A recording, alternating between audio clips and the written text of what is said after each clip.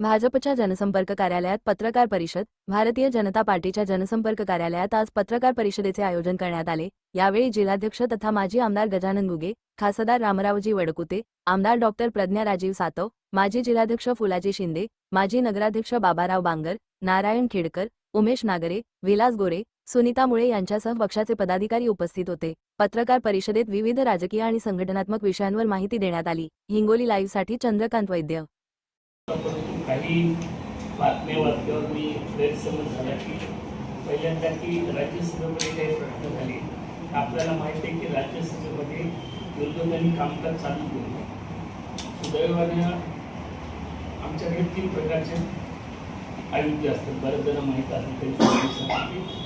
एक प्रश्न उत्तर असतं ज्याच्यावर 12 वाजता सुरू होते, 11 वाजता त्याचे कमिटीच्या याच्या ते टेबल डाऊन करतात आणि क्वेश्चन आवर्स सुरू होतं. क्वेश्चन आवर्समध्ये पूर्ण लॉटरी पद्धतीने निघते, तिथे काही सुद्धा सिस्टीम नाही.